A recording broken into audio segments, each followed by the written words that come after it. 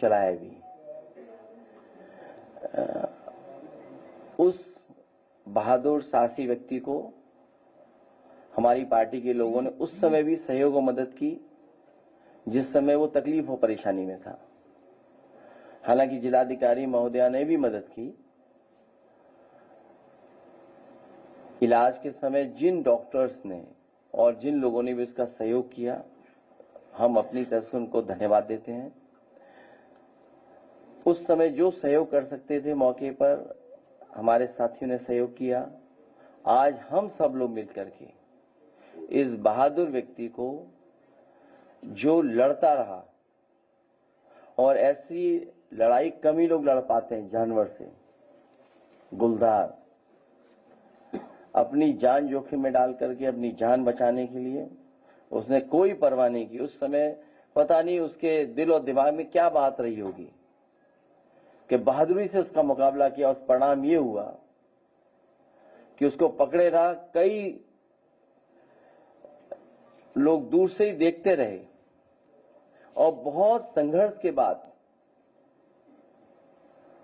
उसने अपना जीवन बचा लिया।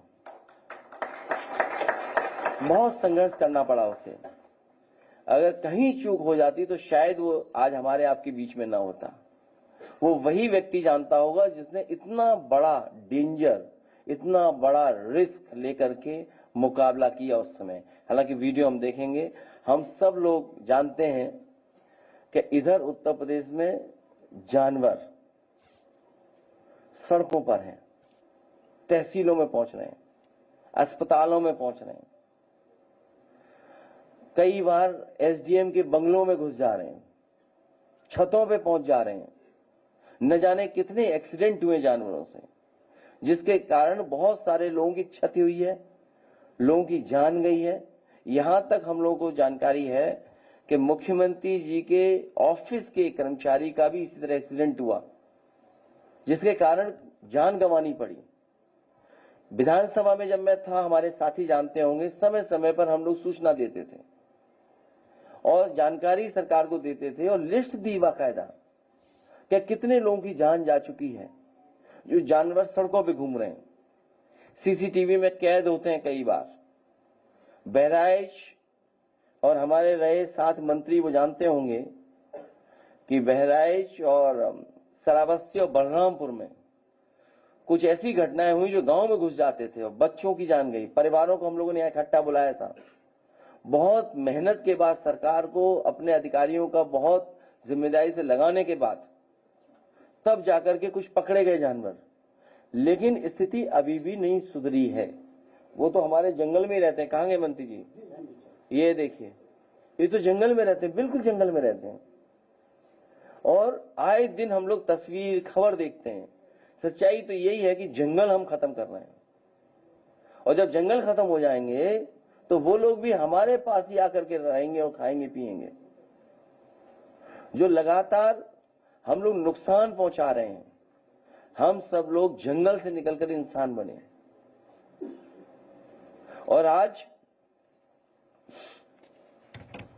हम जंगल को ही नहीं सुरक्षित छोड़ पा रहे हैं। ये जो नेचर की जो साइकिल है, हम उसको ही नष्ट करने लग रहे हैं। कटान है बड़े पैमाने पर, लकड़ी की चोरी है बड़े पैमाने पर, और इधर जब से भारतीय जनता पार्टी की सरकार आई है, अतिक्रमण बड़े पैमाने पर है। जहां जंगल है, कटान तो है ही है, अतिक्रमण बड़े पैमाने पर है। और उसका परिणाम ये हो रहा है कि हमें समय समय पर सूचना मिलती है कि जंगल से जानवर निकल करके हमारे रिहायशी इलाके में पहुंच करके नुकसान पहुंचा रहा है, और बहुत बड़े पैमाने पर जान गई है लोगों की।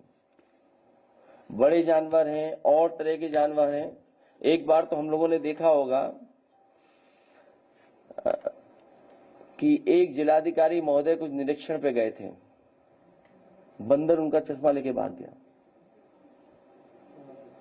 बंदर ही चश्मा ले गया उनको। बंदरों को पकड़ने के लिए करोड़ों रुपए खर्च कर रही है सरकार। करोड़ों रुपए का टेंडर हुआ है।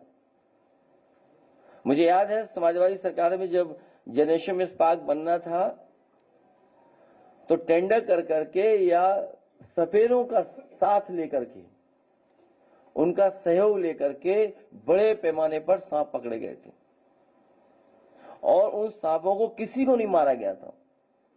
जो सुरक्षित जगह जंगल में है वहां पर पहुंचाया गया था। उस पर जांच की भी कोशिश की थी सरकार ने कि आखिरकार ऐसा सरकार क्या कर रही है या उस समय क्यों फैसला लिया गया।